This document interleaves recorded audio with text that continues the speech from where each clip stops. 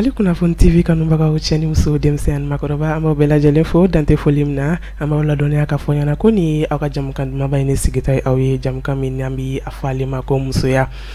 jamukan o bɛ sigi aw ye dɔgɔkun Mali Kunnafoni TV ale jabaranin sanfɛ walasa dɔgɔkun thème dɔ de b'an bolo an bɛ masalaw kan an bɛ se seko dɔnko tigilamɔgɔ dɔ ma o bɛ n'an dɛmɛ ka masala o thème kan pour que à chaque fois à chaque semaine à chaque émission aw bɛ se ka fɛn dɔ de fɔ musoya kɔnɔna la o hukumu kɔnɔna la bisa ne sera ka thème ta thème do kɔrɔlen do labɛn mais labɛn ye fɛn min ye a tɛ fɔ ale ma ko kɔrɔlen barisa an bɛ labɛn thème kɛ kuma bɛɛ n'an ko an b'ale thème kɛ kuma bɛɛ an bɛ thème kɛ kuma bɛɛ mais a contenu bɛ to ka changer barisa n'i ko musoya i ko labɛn yɛrɛ ye fɛn min ye fɛn kelen tɛ kuma bɛɛ labɛn bɛ to ka varier de fɛn caman bɛ wele ko labɛn walasa bi ne ka labɛn bɛ tali kɛ min kan o de habillement ye habillement jɔyɔrɔ ka bɔ musoya la dɛ donc o la sa san'an ka taa ɲɛfɛ ne ka bi invité classe maɲi ne ka bi invité dawula maɲi ala ye ko i fɔ ko ban hali mɔgɔ min tɛ misiw mi yɔrɔ la wala ko cifile tɛ yen nɔ d'accord o la bisa an bɛ kuma tɛ n ko n ka invité la a b'a yɛrɛ expliquer aw ɲɛna barisa maa ka ɲi yɛrɛ de da kɔnɔ ma beauté ouf a ka sourire quand je vais arriver ça va oui ça va ok sisan i ka beauté bɛ togoya min na n b'a dɔn tɔgɔ ɲuman ba de bɛna sɔrɔ i la se k'i tɔgɔ n'i jamu fɔ an lajɛbagaw ɲɛna ne tɔgɔ Kayira Aïcha est-ce que aw y'aw ye a tɔgɔ de ko Aïcha donc o la sa an b'a fɔ de bi ko Aïcha au carré Madame Touré Aïcha animatrice Aïcha comme invitée o kuma na sa bi ta de y'a dan ye d'accord Kayira Aïcha Kayira o ye siya jumɛn Maraka Maraka awɔ ne ye Maraka de ok Marakaw cɛ ka ɲi koyi d'accord Aïcha Kayira o faamuna sisan Aïcha Kayira yɛrɛ ye jɔn ye tigitigi Aïcha Kayira ne bɛ baara caman kɛ n bɛ bazin kɛ n bɛ maquillage kɛ n bɛ safunɛ kɛ n bɛ baara caman kɛ d'accord awɔ Aïcha ko k'ale bɛ bazin kɛ a bɛ maquillage kɛ a bɛ safunɛ kɛ o la sa musoya kuma ma ban pewu d'accord Aïcha i ye fɛn minnu fɔ nin bɛɛ lajɛlen na a bɛ se ka kɛ an da bɛ se tɔ fila ninnu ma dɔɔni parce que an bɛ se ka tɛmɛ a sira fɛ mais bi ta yɛrɛ canal kɔnɔna la ne bɛ fɛ an ka kuma bazin de kan bazin voilà donc mais san'an ka don baro kɔnɔ chaque semaine bɛ n ka invité ɲininka u ka dɔ fɔ n ye musoya kan barisa tulo bɛ taa kalanso don o don de don o don an bɛ se ka fɛn kura mɛn a kan pour que an bɛ se k'olu rassembler à tout moment k'an ka tataw sɔrɔ o la donc o la sa ka di n ye k'i da don a la dɔɔni ka expliquer a ɲɛna e yɛrɛ fɛ musoya ye mun ye musoya a ko ka ca musoya ye fɛn caman ye bon n tɛ se k'a bɛɛ fɔ mais n bɛ mun dɔn voilà i bɛ min dɔn i b'o de fɔ d'accord musoya ye saniya ye musoya ye danbe ye musoya ye furu ye musoya ye ka denw ladon donc labɛn yɛrɛ fɛn bɛɛ ye musoya de ye muso kan ka labɛn muso kan ka saniya muso kan ka cɛ minɛ a ɲuman na a kan ka denw ladon a ɲuman na donc du coup musoya ye fɛn bɛɛ de ye quoi ok awɔ e ko k'e tɛ bɛrɛ dɔn e filɛ ka min fɔ e kɔnɔ ko a bɛ tɛmɛ o kan a fɔlɔ labɛn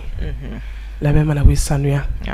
sanuya mana bɔ furuso ladon o mana bɔ denmisɛnninw ka ladon n'o fɛn dala kelen ninnu ye e fɛn fɛn jɛ musoya la e ta bɛ kɛ e nana anw bila de o d'accord o faamuna kosɛbɛ j'espère que aw yɛrɛ fana y'o faamu o tɛmɛnen kɔ ka bɔ yen maintenant on va parler du thème habillement déjà e yɛrɛ ka style b'a yira k'a fɔ i tɛ kulonkɛ habillement ko la mais pourquoi muso ni mɔgɔ yɛrɛ bɛ ɲɔgɔn ye don fɔlɔ mun na ni i labɛnnen don a ɲuman na o de bɛ to a tigi kɔnɔ ni propre o de bɛ to a tigi kɔnɔ ne bɛ bazin de feere donc ne bolo ni ne fana bɛ bazin feere pour que k'a yira mɔgɔw la bazin kanu ka se ka don dusukun na cogo min na il faut que ne ka to ka bazin ɲɛnamaw de don na o k'a ye donc muso kɔni ye labɛn de dɔrɔn muso kan ka labɛn tuma bɛɛ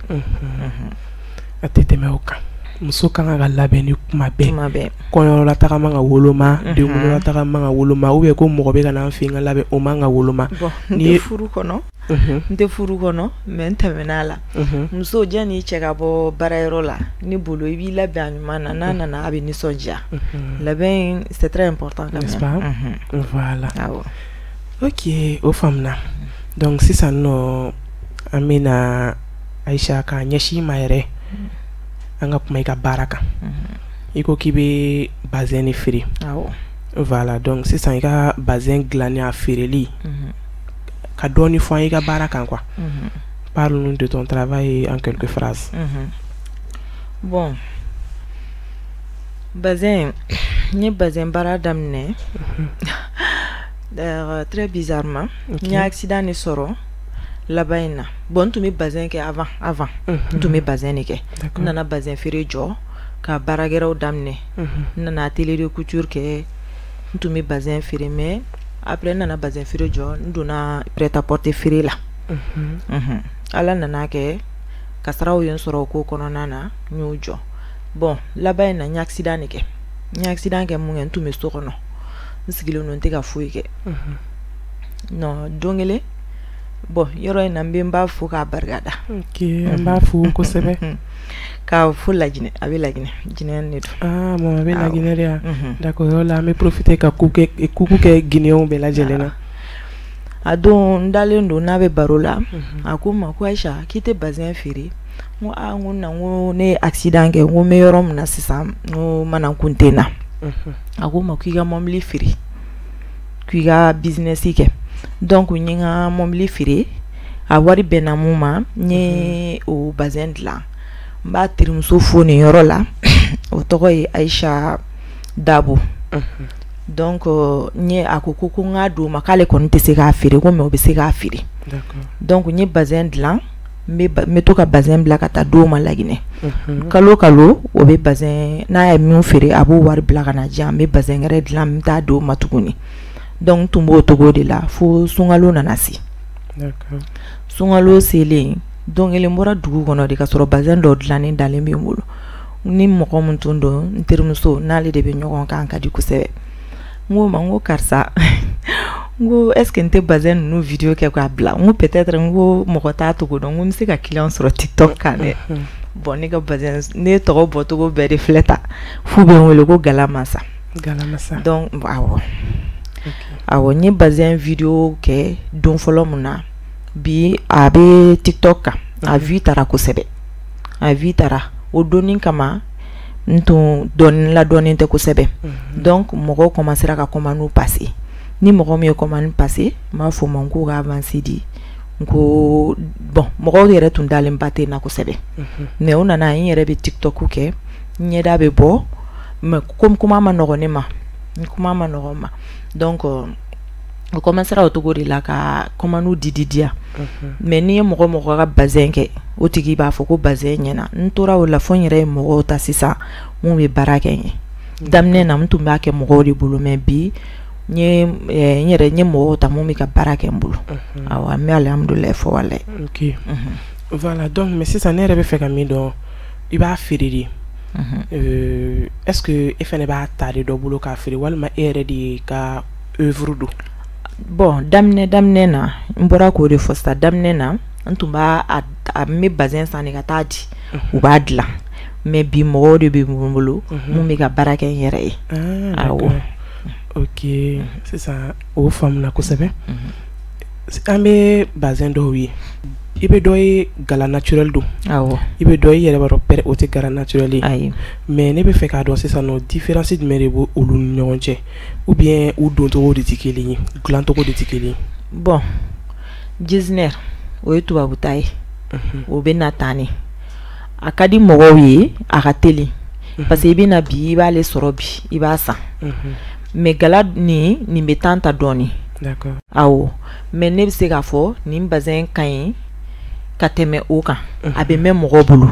a bɛ ko ni y'a nɔgɔra i bɛ se k'a ko i bɛ gomi k'a la i b'a gosi tuguni a bɛ kɛ kura ye ani Getzner tɛ kelen d'accord kɔfɛ an bɛna tila ka na kuma Getzner kan parce que question dɔw bɛ n bolo Getzner yɛrɛ kan kosɛbɛ mais gala in donyɔrɔ la an b'a ye gala dɔw bɛ yen nɔ olu bɛ sigi tasuma kan dɔw bɛ yen nɔ olu tɛ sigi tasuma kan bon ne yɛrɛ kɔni bɛ n yɛrɛ ɲininka an bɛ gala dunnaw ye de u bɛ a sigi tasuma kan k'a produit n'a fɛngɛw k'a la k'a dilan mais mun tɛ sigi tasuma kan nin walima u fɛnɛ y'a dɔ ye ya. Bon hali mun tɛ sigi tasuma kan i b'a sɔrɔ ji de kaliyara ka a n'a ɲaga ka mélange kɛ awɔ i b'a sɔrɔ awɔ a dilan duguma awɔ voilà bon olu bɛ kɛ salatiniw de la souvent ok donc salatini fɛnɛ y'a sugu dɔ ye quoi awɔ d'accord modèle nin ye salatini ye mun bɛ n yɛrɛ la o fɛnɛ ye salatini ye a dugumana ok awɔ voilà sisan nɔ gala mugu ninnu ana a ɲama n'a fɛnmisɛnnin ninnu vraiment ni yɛrɛ y'a ye déjà fɛn min yɛrɛ bɛ ta k'a ɲagami fɛn jɛma dɔ la k'a mélanger i b'a dɔn k'o ye produit farima ye a ma nɔgɔn inconvénient b'a la kɔfɛ aw bɛ ka se k'a supporter cogo di a b'a la an b'an protéger inconvénient baden b'a la parce que a bɛ cœur dimi di mɔgɔw ma a bɛ bana baden de di mɔgɔw ma parce que produit chimique de don donc du coup ni mɔgɔ b'a baara kɛ i kan k'i protéger de i b'i nun protéger ni tilala baara la dɔrɔn i b'i tɛgɛ ko gants de bɛ don ka baara kɛ i t'a k'i tɛgɛ lankolon na n'i bɛ gala baara kɛ i b'i protéger yɛrɛ de parce que sɛgɛ b'a la produit chimique de don donc du coup a ma nɔgɔn quoi cɛ nin tɛ baara nɔgɔma ye parce que gants ye mana ye ka o don jikalan na cogo di an baarakɛlaw b'a kɛ u b'a don u bɛ jisuma de kɛ gants kɔnɔna na u bɛ jisuma de kɛ gants kɔnɔ k'u tɛgɛ don a kɔnɔ u bɛ ji comme robinet la ji u b'o kɛ gants kɔnɔ k'u tɛgɛ don gants kɔnɔna na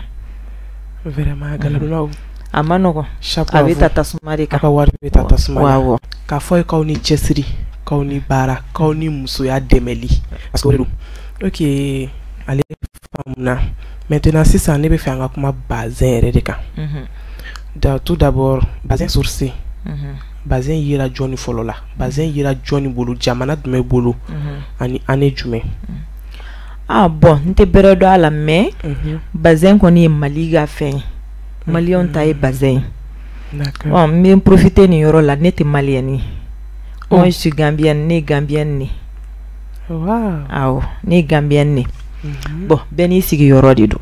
awɔ n mamuso de ye maliyɛn ye awɔ mais ne ye bazin ye maliyɛnw de la awɔ ne ye bazin ye maliyɛnw de la parce que ne ye bazin don dugu la gala la ni maliyɛn yɛrɛ Bamakɔ Mali ji yɛrɛ de tɛ a tɛ ɲɛ n'est-ce pas sinon an y'a essayé Gambie an y'a essayé k'a fɔ k'an bɛ gala don yen a bazin tɛ kɛ komi yan bazin awɔ Mali o kuma na sa trésor de b'an bolo yan nɔ walayi n'est-ce pas ok halisa ala ka valeur don ala ka tɛmɛ nin bɛɛ kan mais valeur tɛ se ka don ala n'an yɛrɛ tɛ bi kow ɲagaminen don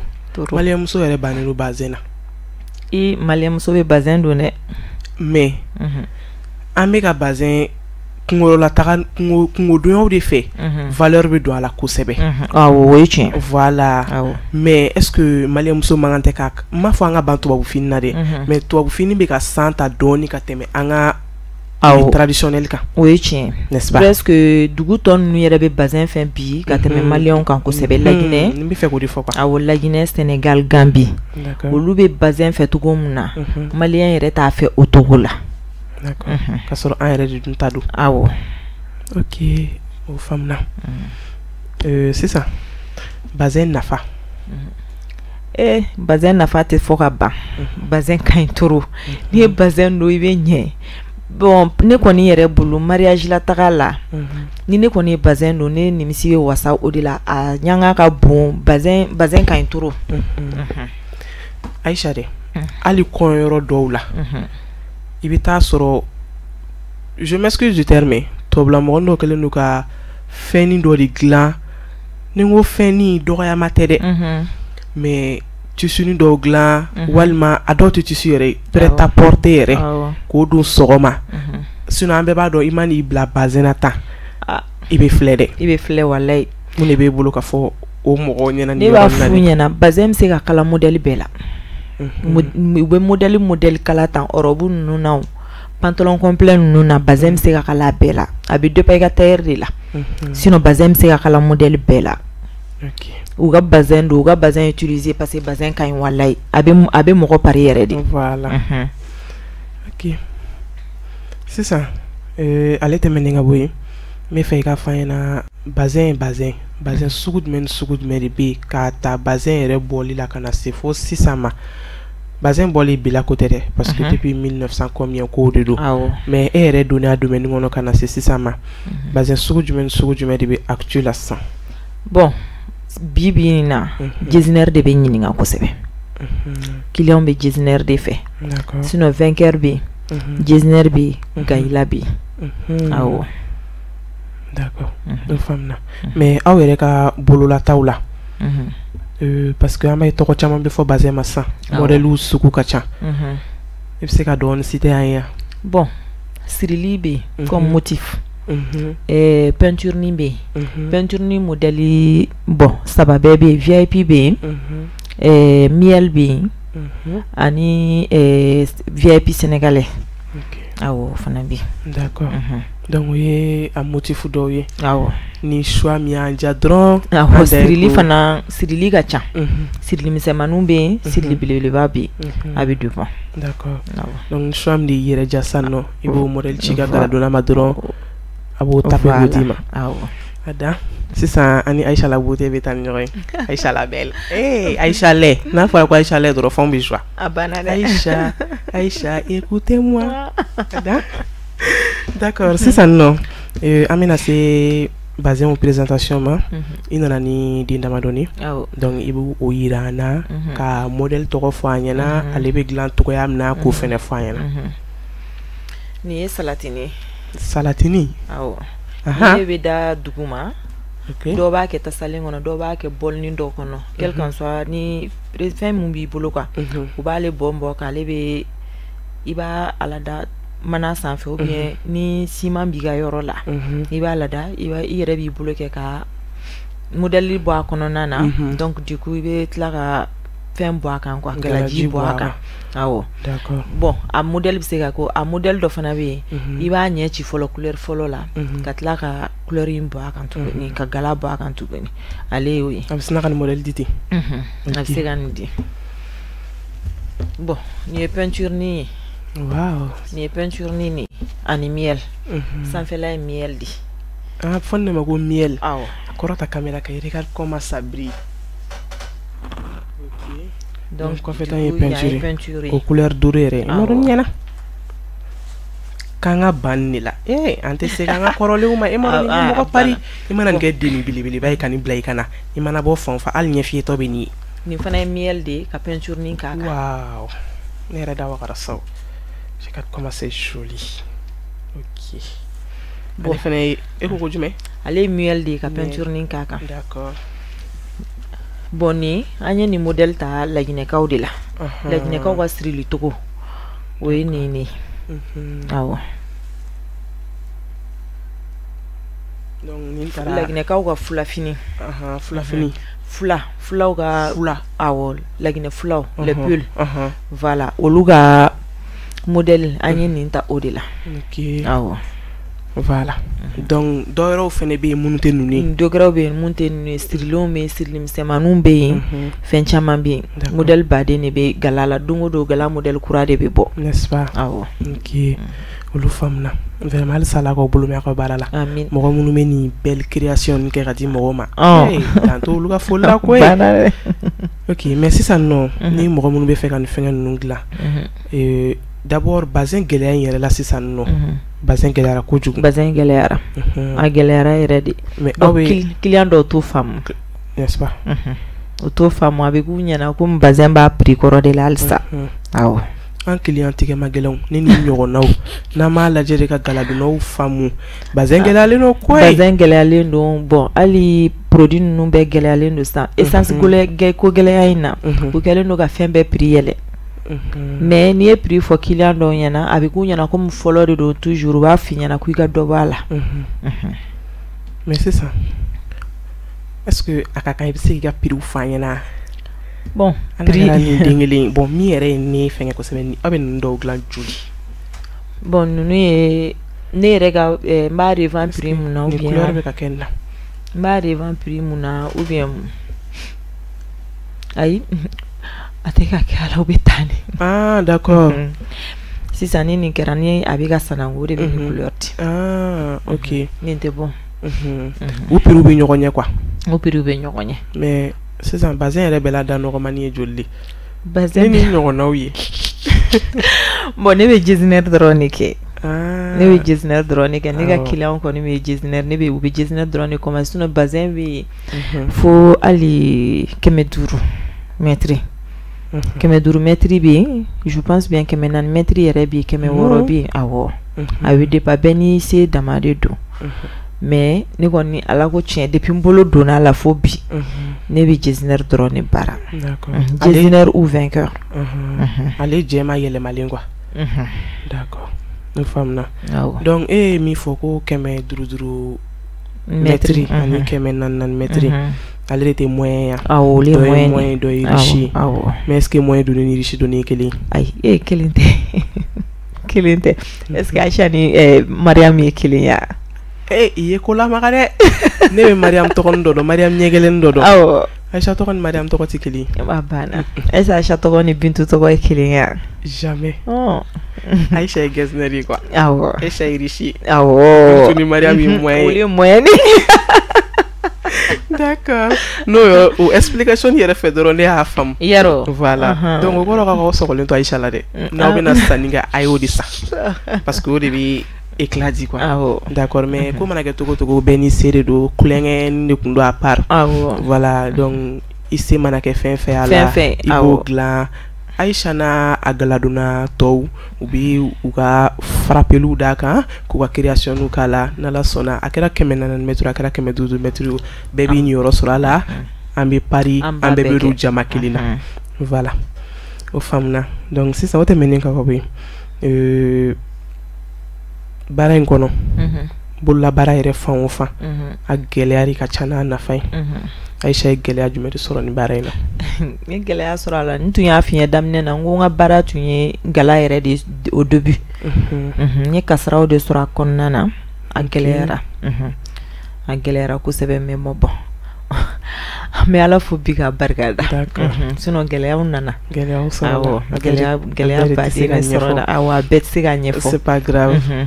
chaque chose est privée voilà donc ni a kuma fɔli ma nɔgɔ i ma on te force pas la main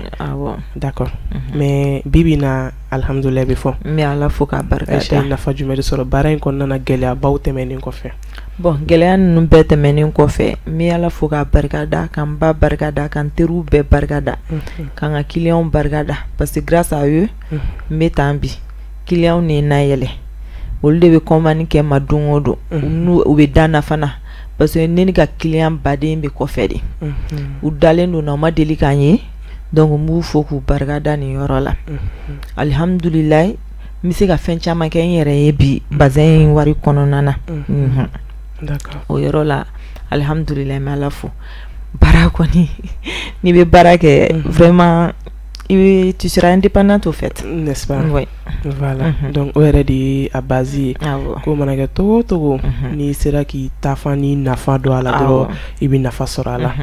i kana siri mɔgɔ la o de ye base ye d'accord sisan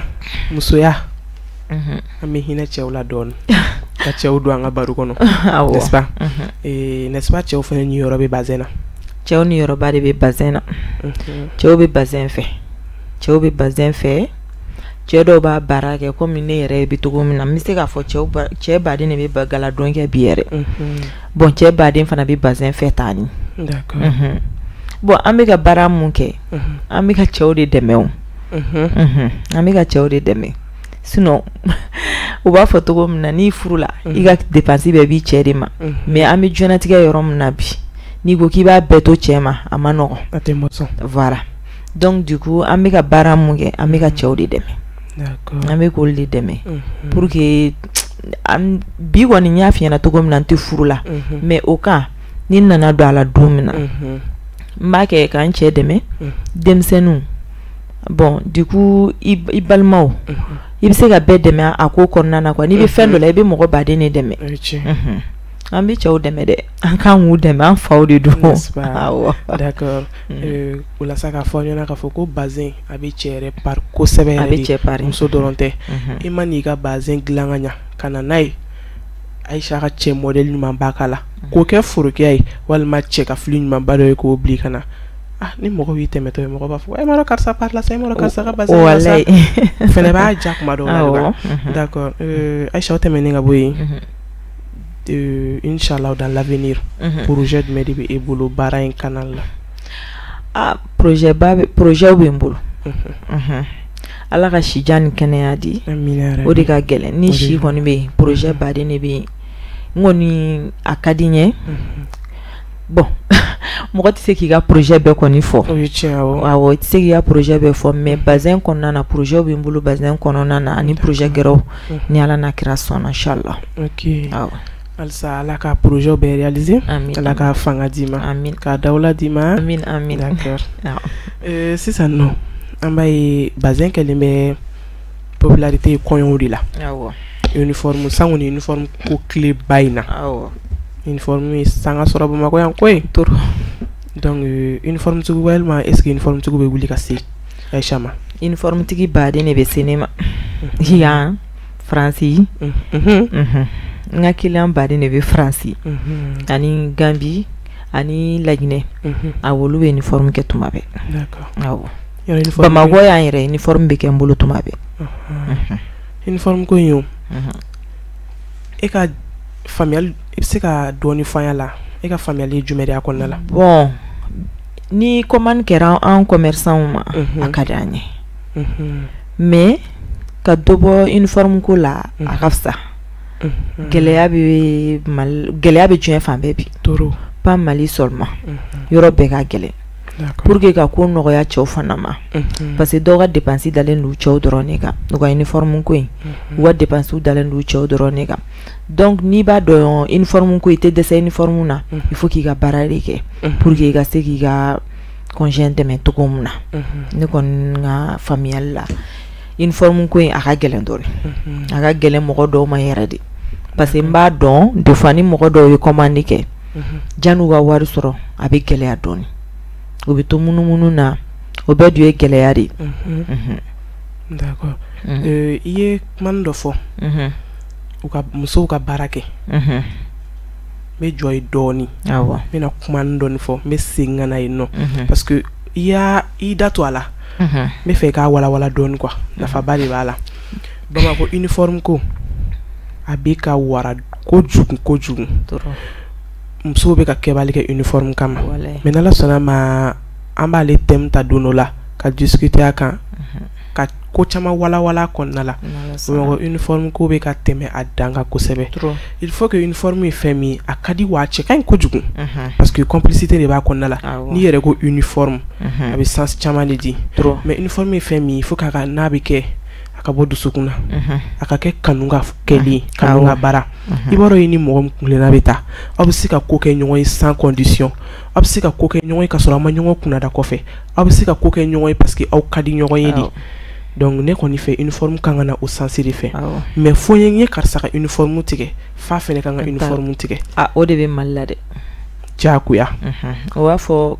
karisa n ka uniforme tigɛ n fana b'a ka uniforme tigɛ karisa taara n ka mariage la n bɛ taa ka mariage la a dun peut-être a b'a sɔrɔ si dɔ bɛ ne ka mariage tuma na e bɛ uniforme tigɛ e ta tuma na a b'a sɔrɔ se tɛ ne ye e tɛ se k'a faamuya mais o tɛ faamu a tɛ faamu a faamu man di donc o ɲuman ye min ye sanni an ka ko dɔ daminɛ an k'a lajɛ an bɛ ko min laban an k'o daminɛ voilà uniforme bɛ taa ka kɛ sigida la i bɛ taa sɔrɔ e ye ne ni an mɔgɔ naani a se bɛ e a se bɛ ne e furulen don ne furulen don mais ni mɔgɔ fila furulen tɛ a se t'olu ye f'u ka t'u jɔ u baw de ma ko uniforme walima u ka taa kɛbali kɛ uniforme nɔfɛ a ma dabɔ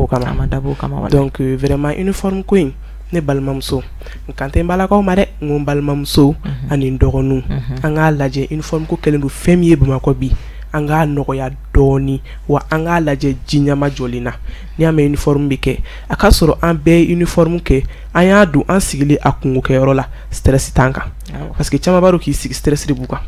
jurujuguw taara ŋanamu caman kɛra i b'a sɔrɔ dɔw cɛ y'a d'u ma ka sɔrɔ a se t'u ye vraiment o la sa an mun yɛrɛ b'a kɛ an b'a dɔn des fois wari dɔw bɛ sɔrɔ cogo min na uniforme ko in na dɔw ta bɛ retard kosɛbɛ gɛlɛya de b'a kɛ d'accord uniforme fɛn min a cɛ ka ɲi wa a kɛlen ka ɲi kojugu wa a ka di fɛnɛ parce que a bɛ bɛn de yira donc an k'a lajɛ ɲɔgɔn bolo an ka hakilina ɲuman sɔrɔ a kɔnɔna la halisa Ala k'a faamuyali ko ɲuman d'an bɛɛ ma d'accord sisan nɔ Aisha n b'a ɲini fɛ i ka profiter i ka caméra lajɛ i ka conseil di i balimamusow ma ne bɛ conseil mun di n balimamusow ma u ka wuli u ka baara kɛ sinon ne bɔra an ka dugu de la ka na aw ka dugu la aw de ka dugu ye yan ye ne bɛ n ka pays adoptif de la vraiment malien kɔni ka ɲi awɔ parce que je me sens chez moi d'accord awɔ n bɛ mun f'u ɲɛna u ka wuli u ka baara kɛ muso n'i bɛ baara kɛ i b'i balimaw dɛmɛ i b'i ba dɛmɛ i bɛ hinɛ fantanw na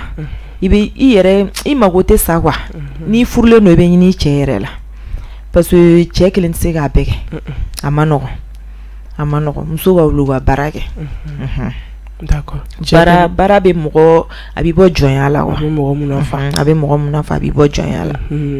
donc o la sa an kana kɛ wari ka jɔn ye wari de ka kɛ an ka jɔn ye an ka wari ɲini wari kana ɲini donc an k'an cɛsiri an ka baara kɛ a sirajɛlen kan an k'an cɛsiri an ka baara kɛ baara yɛrɛ taabolo ɲuman kan pour que an bɛ se ka nafa sɔrɔ baara min na i bɛ nafa sɔrɔ a la ka mɔnɛ b'i yɛrɛ la ka mɔnɛ bɔ i ka kabila la a b'a to mɔgɔw tɛ dɔ f'i ma a b'a to i tɛ siri i cɛ la ni ko i tɛ siri i cɛ la mɔgɔ ka siri i cɛ la o tɛ kojugu ye o parce que ale de y'a ka wari bɔ ka don e la mais kuma bɛ tan diya kuma bɛ mugan diya don dɔ la aw bɛ nege bɔ ɲɔgɔn na sika fosi t'o la a b'a to fɛnɛ denmisɛnninw mana sɔrɔ don dɔ la cɛ bɛ den balo cɛ bɛ den furakɛ mais den bɛ to k'a fɔ kuma bɛ n bɛ bɔnbɔn san n bɛ bɔnbɔn san n bɛ chewing-gum san a b'a sɔrɔ cɛ bɛ fo baarayɔrɔ la o e tɛna se k'a wele ko karisa tan bila ka na n bɛna bɔnbɔn san de e yɛrɛ b'o affaire ninnu gérer kɛrɛfɛ ka sɔrɔ i m'i cɛ déranger donc baara de bɛ mɔgɔ mun nafa baara de bɛ mɔnɛ bɔ mɔgɔ la an ka baara k'an faden o ka fisa an ka faden wɛrɛ ɲini an yɛrɛ la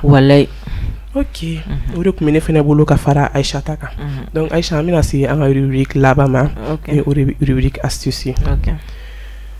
voilà sisan Aïcha an bɛna se an ka rubrique laban ma ni o de rubrique astuce ye rubrique astuce ale ye fɛn min ye chaque semaine n bɛ fɛn dɔ de recherche kɛ n bɛ recherche kɛ réseaux sociaux kan i n'a fɔ n bɛ se ka recherche kɛ mɔgɔkɔrɔba kunda cogoya min na k'o di an lajɛbagaw ma fufalaki donc bisa ne ka recherche bolila fɛn min kan o de ye gommage min don c'est gommage à la base du curcuma yɛrɛ bɛ curcuma dɔn ok donc curcuma yɛrɛ ye fɛn min ye épice de don épice indienne de don ale bɛ produit Inde de a bɛ bɔ Inde mais ko évolution ma an b'a sɔrɔ Bamakɔ yan nɔ hali an t'a sɔrɔ prix caman na hali n'i ye 200 bɔ i b'a sɔrɔ o la donc sani an ka a gommage expliquer a kun ka di dɔɔni k'an da don a la k'a walawala dɔɔni parce que épice min don a ka ɲi santé ma kosɛbɛ yɛrɛ de bɛɛ de t'a dɔn ne tun t'o dɔn yɛrɛ curcuma ye fɛn min fɛnɛ n ti ma se ka tɔgɔ de sɔrɔ ale la bamanankan na mais bibi na n'i ko curcuma bɛɛ de b'a dɔn awɔ an m'a ɲini ka tɔgɔ yɛrɛ k'ale la bamanankan na bilen bɛɛ b'a dɔn ale ye fɛn min n'i y'a bila i b'a fɔ ko ɲamaku mais ɲamaku tɛ a couleur ni kɛlen i b'a fɔ ko orange voilà donc curcuma ye fɛn min c'est très bon pour la santé a bɛ foie a bɛ mɔgɔ foie k'o santé maintenue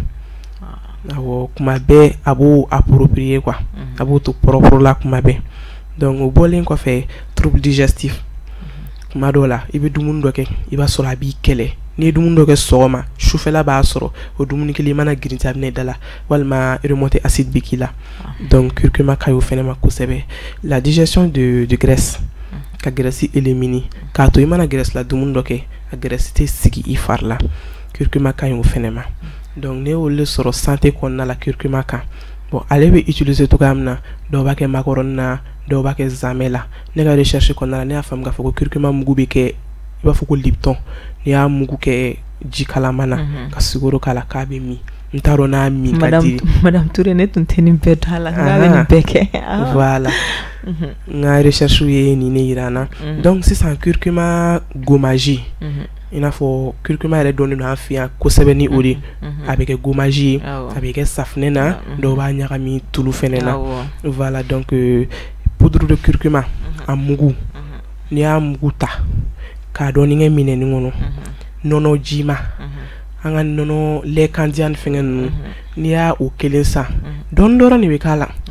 a t'ali galama ɲɛ kelen bɔ supposons que ni curcuma cuillère mugu a mugu ɲɛ 2 ta i bɛ nɔnɔ in cuillère ɲɛ 3 k'a la n'i tilala i b'i ka nɔnɔ tɔ min tranquille voilà donc il faut mélanger à base à l'aide d'un pinceau minnu bɛ kɛ ka maquillage kɛ donc a mélanger i b'a mélanger kosɛbɛ ka don ɲɔgɔn na a gosili a bɛ k'i bolo fɔ ko tigɛtigɛ donc n'i y'a appliquer i ɲɛda la a bɛ kɛ masque de ɲɛda la a bɛ ja n'a jara i b'a to a ka reposer pendant 15 minutes n'a reposera pendant 15 minutes i bɛ n'a ko a bɛ ko cogoya min na ji wɔlɔkɔlen donc ni voilà l'eau tiède ni ye safunɛ appliquer ɲɛda la i b'a ko mais koko kelen t'a bɔ parce que fɛn dɔ a bɛ ɲɛ minɛ et puis fɛn couleur ma de don donc ni a ko hali siɲɛ 1 siɲɛ 2 ka taa se siɲɛ 3 ɲɔgɔn ma i ɲɛda bɛ jɛ o kolen ni ɲɛda lajɛ dumare la i yɛrɛ bɛ changement ye i bɛ changement ye vraiment a bɛ modèle dɔ de di ɲɛda ma i bɛ briller togo sugu dɔ la non kabako don donc o la sa ne ne sɔrɔ bi curcuma kan k'o di aw ma donc gommage ye fɛn min ye fɛnɛ ale man ɲi ka kɛ kuma bɛɛ ɲɛda affaiblilen don donc ne bɛ gommage kɛ peut-être 2 fois par mois chaque 15 jours ne bɛ to k'olu kɛ walima ni kungo b'i bolo i bɛ se ka kɛ o kungo ɲɛkɔrɔla la dɔrɔn voilà a bɛ i ka beauté tɔ labɔ voilà les dames ne b'o di d'aw ma a k'o fɛnɛ fara aw boloda la n'a y'o fara aw boloda la k'aw beautéw bɔ ka Aïcha ka bazin ɲumanba ninnu don a banna d'accord a banna ok ye mun fɔ a tɛ tɛmɛ o kan jumɛn bɛ bolo ka fara kan bon ne yɛrɛ bɛ curcuma dɔn n tun t'a ka dumuni komi a ka furakɛli ninnu de dɔn n b'a dɔn a bɛ kɛ dumuni na parce que an b'a kɛ sogo ninnu na an b'a kɛ dumuni gɛrɛw la yɛrɛ d'accord donc du coup n tun t'a dɔn k'a bɛ furakɛli kɛ n b'a gommage dɔn a bɛ kɛ gommage la hali pas i ye masque mun fɔ sisan a bɛ kɛ gommage gɛrɛw la qui ne même pas ça a bɛ kɛ safinɛ fana na a bɛ kɛ bon dɔw fana b'a kɛ tulu la parce que curcuma kɔni a ka ɲi fari ma a ka ɲi farikolo ma très bien a bɛ couleur ɲɛnama di fari ma k'i filɛ nin ka dɔ fara kan ka sɔrɔ ala yɛrɛ ma bɔ a kalama awɔ i ko k'i tuma dɔn k'a bɛ kɛ sogo la ne m'o fɔ i bɛ se k'o expliquer an ye dɔɔni a bɛ kɛ sogo la cogo di ni marinade bɛ kɛ awɔ d'accord donc ni bɛ sogo ninnu mariner walima minnu bɛ fɛ ka poisson brisé i bɛ curcuma dɔɔni k'i ka marinade la o fɛnɛ b'o sankɔrɔta n'i y'o jeni ko ɲuman k'i bila Aïcha ka ni bazin na ka papa kɔnɔ a banna ma tɛ ne da k'i y'a ɲuman t'a kuma fɛ d'accord sisan n tɔgɔma émission sera a kuncɛma yɔrɔ ma folikan jumɛn de bɛ e bolo ka se an lajɛbagaw ma n b'aw yɛrɛ fo fɔlɔ aw ka baara ɲuman na aw de b'an nabɔ aw ni ce ala k'aw sara ala ka bolo mɛn aw ka baara la n bɛ n kanubagaw fo n bɛ ala barikada n bɛ n ba fo k'a barikada kosɛbɛ a ni ce ala k'a sara hali sisan ne ba bɔra ka juruba de don ne na awɔ a ye n sigilen to ça fait même pas 1 mois a ko Aïcha c'est franc CFA 2 millions ɲɔgɔn na bɛ n bolo n b'a d'i ma i b'a fara i ka manan kun kan o ye belebeleba de bɛɛ tɛ se k'o kɛ mɔgɔ ye n'i woloba tɛ n b'a fo ni yɔrɔ la ani ce ala k'a sara ala k'a ta fanga jan bon n bɛ k'a fɔ yɛrɛ ɲɛci fɛ kan c'est l'émotion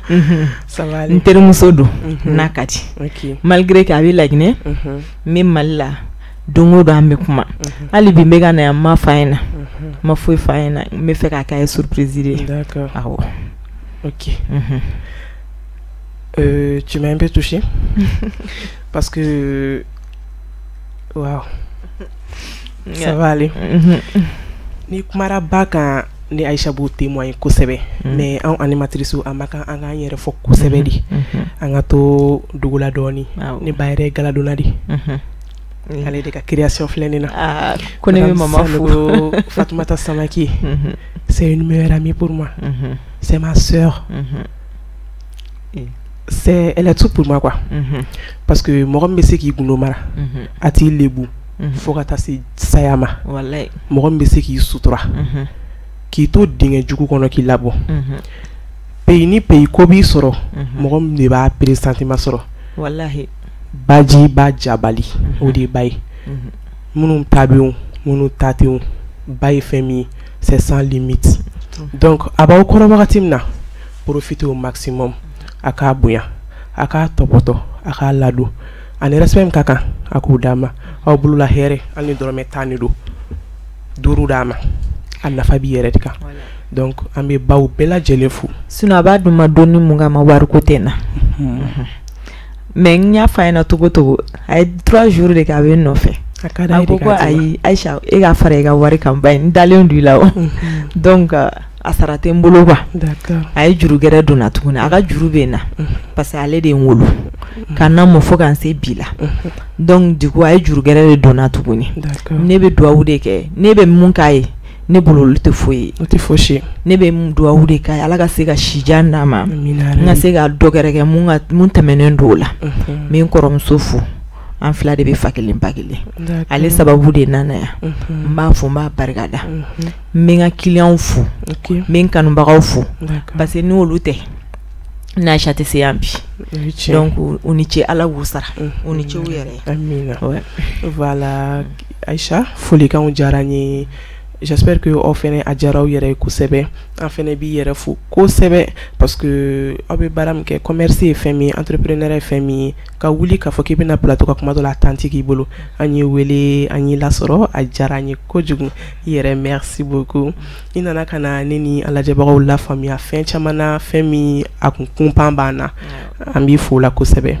voilà donc Mali Kunnafoni TV kanubagaw aw ye ko caman faamu bi dɛ bazin kan o an tilala ka don yɔrɔnin fitinin dɔ kɔnɔ k'an baw tanu kosɛbɛ donc aw fɛnɛ k'aw baw tanu o togo la a y'a tanu mɔgɔ ɲɛna o an m'a tanu mɔgɔ ɲɛna o aw k'u tanu parce que bangebaga fila bɛ nafa ka bon a fila bɛ nafa ka bon wa u fila bɛ ka d'an ye an bɛ faw fo ka baw fo k'aw yɛrɛ fo la k'a fɔ aw ɲɛna ko bye bye à la semaine prochaine.